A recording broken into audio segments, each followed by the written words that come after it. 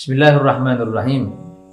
Hadirin yang dimuliakan oleh Allah Subhanahu wa taala, kembali lagi bersama kami channel Al Mustafa yang membahas tentang bagaimana Qabilah Sadah Bani Alawi atau Qabilah para habaib yang menjadi marga yang wajib kita ketahui tidak lain karena kecintaan kita kepada cucu baginda Muhammad SAW.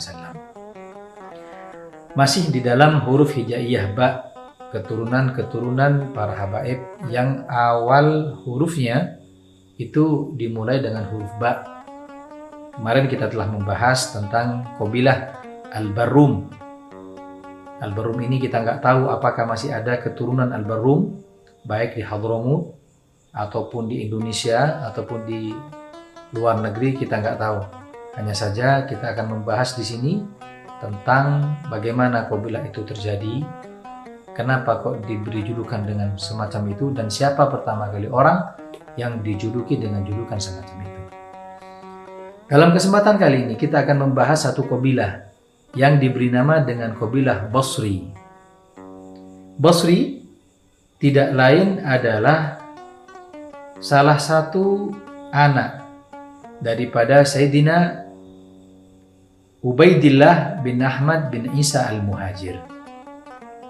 Jadi datuk dari para habaib yang hijrah dari Irak menuju Hadramut yang bernama Ahmad bin Isa.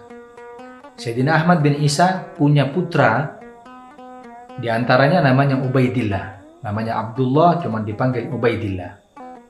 Ubaidillah ini punya anak 3. Yang pertama namanya Alawi bin Ubaidillah. Dengannya Alawi ini dinisbatkan semua keturunan habaib yang disebut dengan Ba Alawi. Ba artinya keturunan Alawi bin Ubaidillah. Itu anak pertama. Anak yang kedua adalah bernama Jadid bin Ubaidillah bin Ahmad bin Isa Al-Muhajir. Yang ketiga yang akan kita bahas ini namanya Basri. Basri nama aslinya adalah Ismail bin Ubaidillah bin Ahmad bin Isa. Kenapa kok dijuluki dengan Basri? Sebab Basri itu artinya kota Basrah yang ada di Irak situ.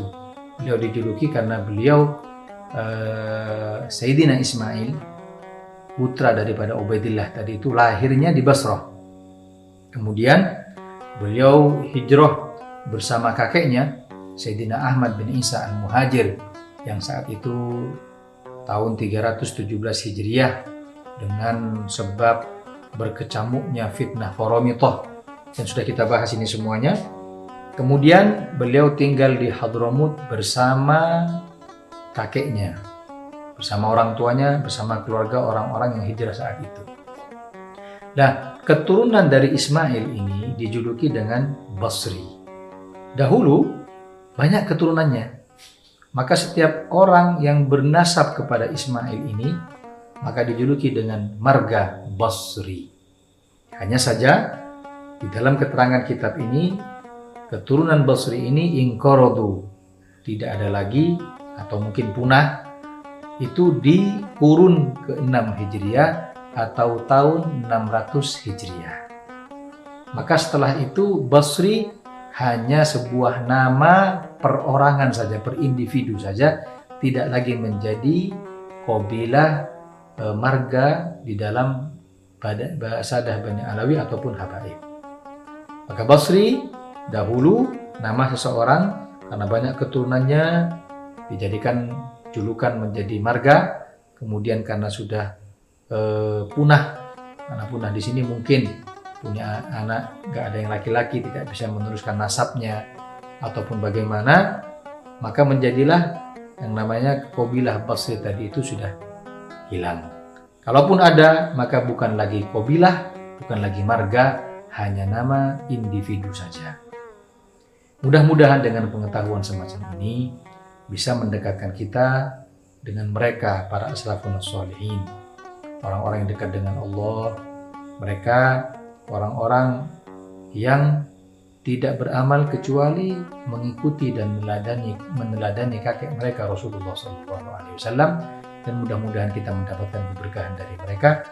Amin ya rabbal alamin. Wassallallahu ala sayyidina Muhammad wa ala alihi wa sahbihi wasallam. Alhamdulillah rabbil alamin.